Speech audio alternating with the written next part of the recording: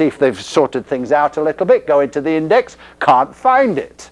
Go into the chapter where it was before, and it's now been eliminated. But it's not been expanded. They just have taken out that paragraph. So we still don't know. And you look in books like the biomechanical aspects of the spine, and it's very, very sort of equivocal here. So a lot of this is we're struggling with what the scientists are not giving us a lot of help with. So all we've got to go with on the whole is, what does it feel like to us? And when we're into wheelie-feely things, that's where we can have a lot of controversy. And as we saw yesterday, unless you do the techniques absolutely perfectly and hold one movement while you're testing another, which is difficult, you get erroneous findings. So it is difficult. So here we've got a little bit of a difference. Now we get down to the lumbosacral junction.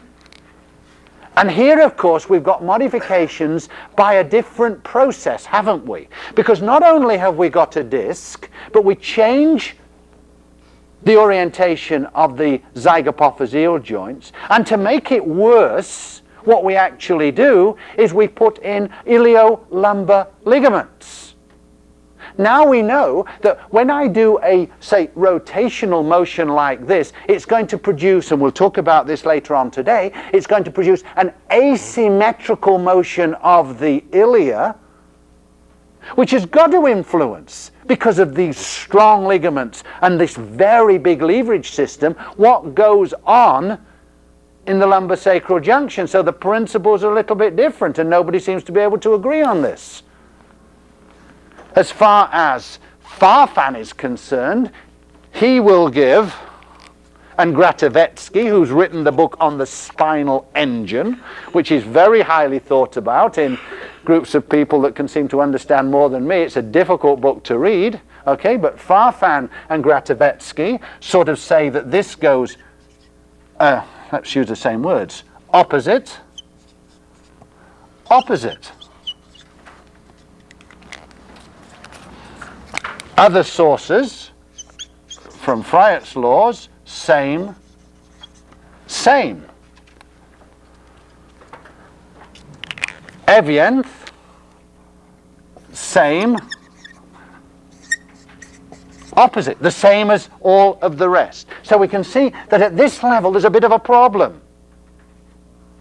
Piercy gives it same, same. So down there is a difficulty. Fortunately, it's one of these areas that if we're thinking of moving the lumbosacral junction, that's not going to be part of the lever. And if it's part of the lever, then we're probably just going to see when it seems the firmest, and we'll kind of lift the legs or drop the legs and put that rotation and just see when it feels more firm that I've moved the movement up to L4-5. So I'm not going to change the techniques. All I'm going to ask you to do is to sort of feel if it would be better to do a side flexion rotation same or side flexion rotation opposite to make it firmer when you're doing it. And just change it if this is what you feel you should do. Because as I said, the very worst what we've used is a congruent lever over one joint or a non-congruent. And what does that matter over one joint? Probably nothing. And so I don't think that down at the bottom it makes all that much difference. And if we are trying to go, let's say, up to L3-4, it's a moot point because we couldn't put the lumbosacral junction in one position and then 4-5 in a different position, a different side flexion, and then put a side flexion on at the next joint. It would be totally impossible. I mean, there's a limit to what we can do with this in vivo. So that is where I think the controversy is, and this is the only point where it's at. So, when we come back to the notes in Book 1, for me, I would have a little bit of difficulty with the examples given here, because I think it would be different if we were in extension or flexion. In the examples that have been given in your notes, the examples in extension, I would have no problem if that was in flexion.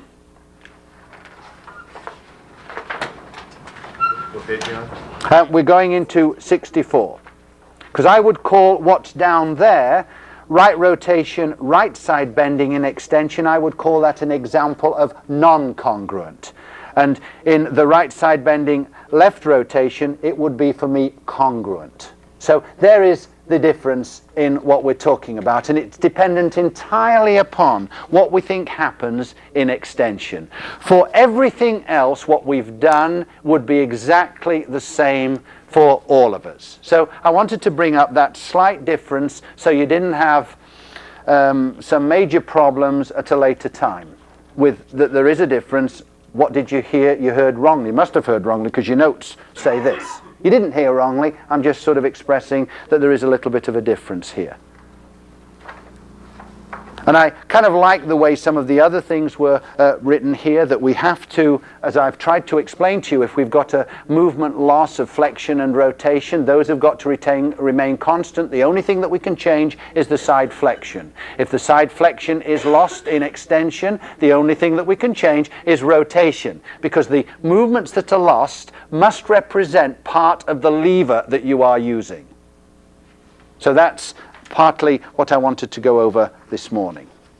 Now, have I satisfied the bottom thing? As I say, the physics of that bottom thing, because of the iliolumbar ligaments and what happens to the ilia, complicate that whole area and just make it very difficult for us. And we'll kind of have a look at some of the ways that the ilia move later on when we do the sacroiliac joint, because indeed they represent how we test it. We just ask it to do some of the movements that are done in life, and we see if they're there or not. Now, are there any questions before we go on? All right. What I'd like to do now then is to just give you 5 minutes just to sort of look at these particular things. And what I would suggest to you do is take page 65 and look at the 4 possible locking combinations, okay? And because the book here describes the congruent extension, okay, as side flexion, rotation to the same side, I'd like you in the sort of space on the right just to sort of write what we've done now, that the congruent extension, and if it's written in, you'll know it's opposite to what's in the text. The congruent extension would be if we use side flexion and rotation to opposite sides. That would be the congruent extension. But that's different to how the book describes it. And just put the examples in. Congruent flexion and extension in flexion, exactly the same. So you just need to put an example of what I've taught in terms of 1 and 2. So you remember that it's a little different to as you're reading through in the examples given in the book. So I'll give you just 5 minutes to just satisfy yourself that you have got no problems there. And anyway, we've done an hour, so you need a few moments of just reflective, active recall. Just how do we produce motion in a joint? What has happened to the eraser? Do you know what page this is on? I like writing right in the book the way you just did. Do you know what page this is on? I don't think this is on a page. Oh. I didn't find this. Okay, and this is easy stuff anyway. So we're in this section, so why don't you just write on one of these blank pages here on ways of obtaining motion in a joint. But there is a major problem at the moment because I have lost the eraser. Down behind the podium, way in the back. Oh, okay, thank you. Yep, great.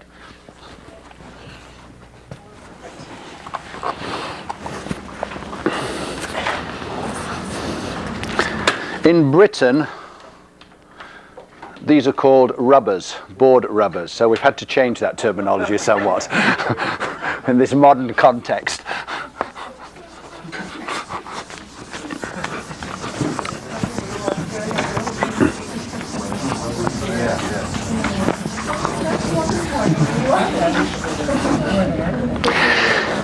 Now, how we produce movement in a joint depends to a very large extent, doesn't it, on the end feel that we produce when we find that this joint movement is lost. So the energy that we use, the forces that we use, will be determined by the end feel.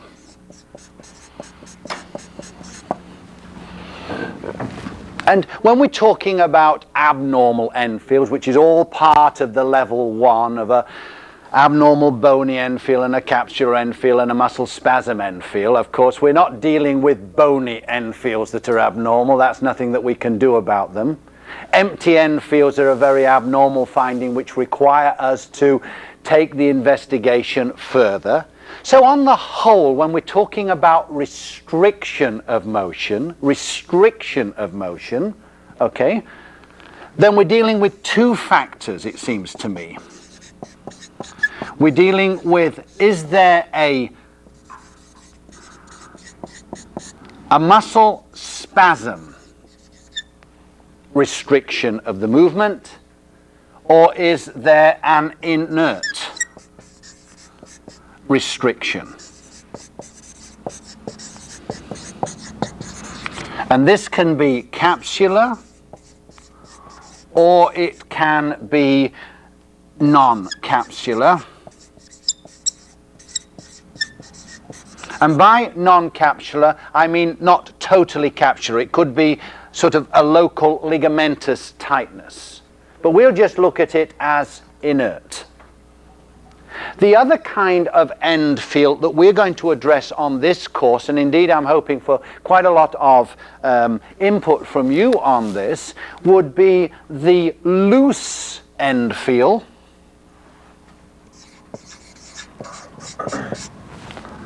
That would be perhaps typical of hypermobility or instability. And we know with hypermobility, it can often be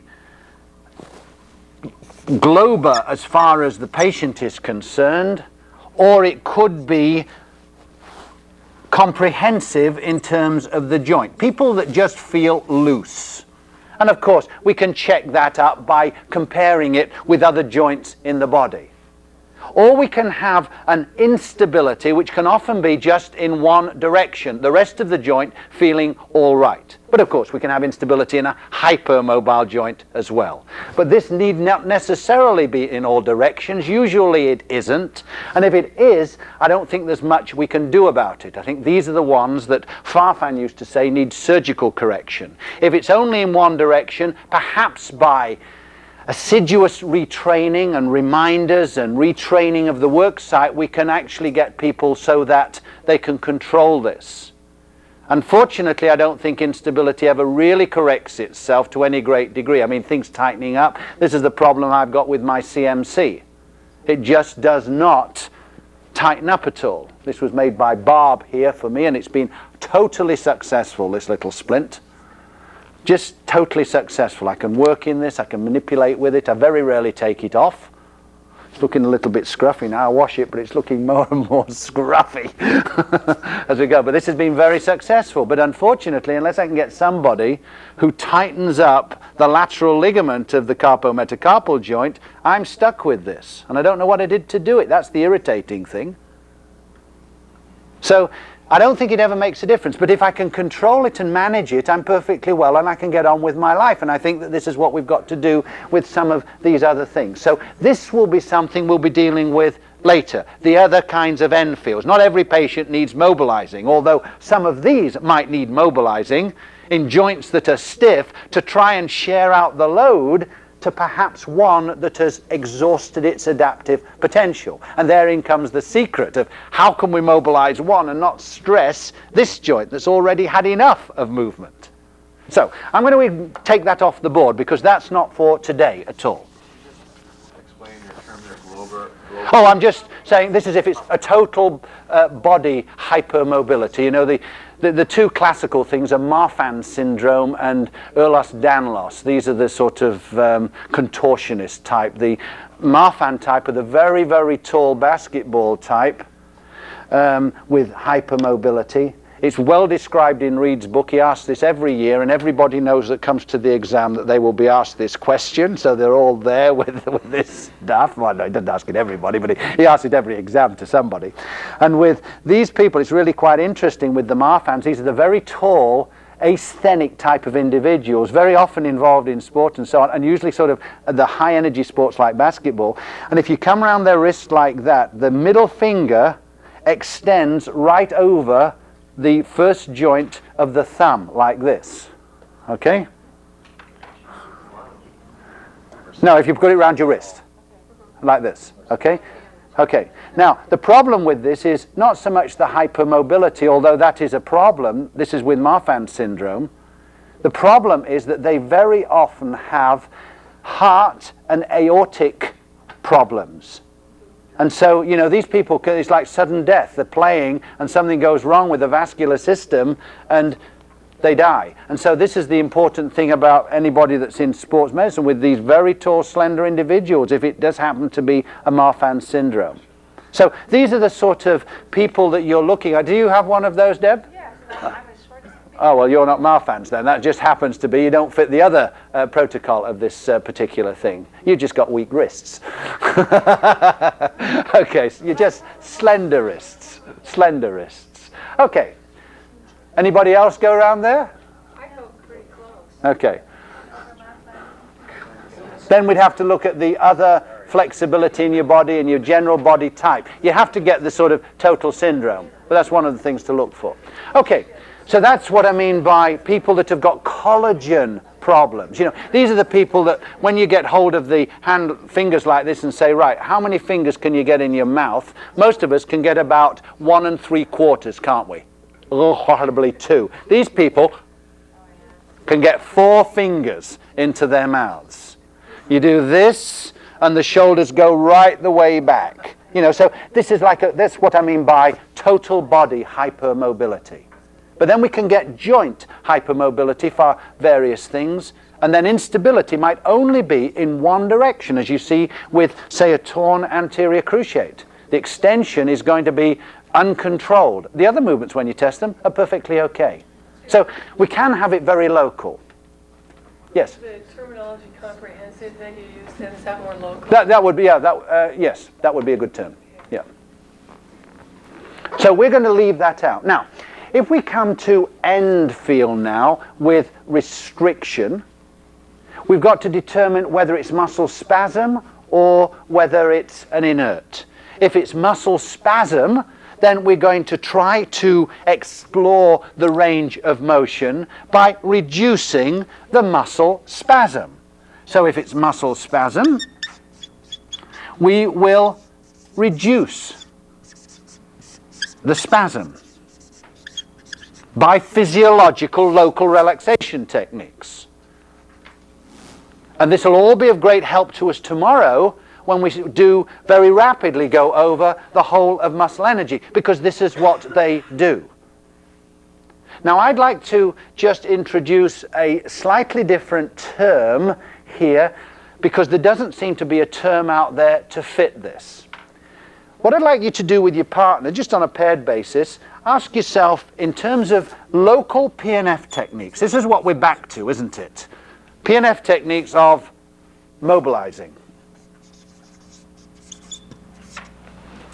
We're not doing it in terms of total patterns of movement. We're doing it perhaps over one joint in 2 directions or something like that. So it's very specific. But we're still using the same principles. And where did all of those come from? They came from the work in the early part of this century from Sir Charles Sherrington, who was one of the great physiologists of his time. One of these people that did make a difference. So, what are the principles in PNF, using Sherrington's principles, that allow us to relax muscle spasm? And then go into the next part of the range. Spasm comes in, we relax it, we go into the next part of the range. What are the terminologies that we use, and on what physiological principles are those terms based? Just... Okay, we've got 2 things, haven't we? We've got reciprocal inhibition. Yes? And we've got... Okay, we're just going to get our terminology right here, because we all use slightly different... Okay. Can we just put the 2 physiological terms down to start with, rather than... And you might have slightly different terminology here. I think all the terminology is right. We just have to use the same one so we don't get all confused. Okay, that's not one that that I was taught. But that doesn't mean that's wrong. We've just got to find out what that means to you. Okay. In terms of the original Sherrington's things, there were two principles. There was reciprocal inhibition and there was post-isometric relaxation. Those were the two principles. Now what we've just got to do is to look at how these are being taught, because of course you've been to school more recently than I in terms of this, and I think actually the British training of PNF was a little bit different perhaps to the one that was done over here, although most of the early people of course went over to Vallejo and studied under Margaret Knott and also over the who was the lady in Chicago, Voss, yes, thank you, Voss. Okay, and of course the other thing was that it's a very interesting thing, you know, when you look at establishments that produce excellent people. In Vallejo at that time, there was very much the influence of Margaret Knott, but also of Cabot, Herman Cabot. And Cabot came from the Railway Institute in Prague, Czechoslovakia. Who else came from there in their original training? Bobath came from there, highly influential in the terms of treating cerebral palsy. Who else came from there? Vladimir Janda came from there. Who else came from there? Carl Levitt came from there and is still there. So, you know, we've got very influential people in sort of manual therapy and manual things that are done to people that came from one establishment. So somebody who was running it when all of those people were kind of through training and everything did something very, very good and very influential for what's happened subsequently. So that's kind of an interesting thing. So Cabot and Margaret Knott were, you know, very much influential in what we do nowadays. Now, what's reciprocal inhibition, just in terms of, to review this, so we're all thinking the same way. By reciprocal inhibition, this means that if, and let's just talk about our terms agonists and antagonists so we know what we're doing when we deal with this. If I'm looking for an extension motion of the arm, all right, and it is restricted in extension, the movement or the muscles that restrict that, of course, are the flexors, no problem. So we've got the antagonists of extension restricting extension, so that the muscles that I would move to give me a reciprocal inhibition would be the agonists of extension. And we would make those work, and they would bring about a reciprocal inhibition, and then we could proceed downwards. All right? If I were using post-isometric relaxation, this is based upon the principle that a muscle will relax more completely after a voluntary contraction than if we don't do that. So what we have here is a muscle in spasm, which is an involuntary effect. We convert it into a voluntary contraction by asking them to restrict any further extension, then relax, and then I move down like this into the further range. So that's not across what anybody's learned in terms of the techniques at the moment, because we've just got a few slight differences in terminology as we go down here. Now then, what is the difficulties and what are the desirabilities of both of these two techniques?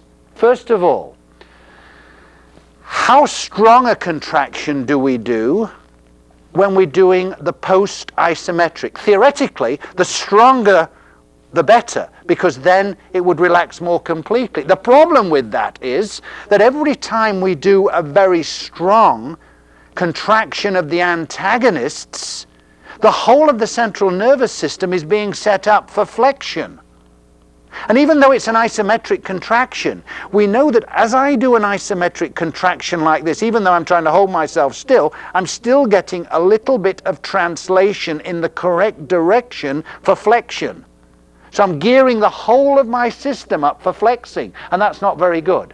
So I don't think that a powerful contraction is what we want here. What we want is an optimal contraction which just converts the spasm into a voluntary contraction, make the person think about it.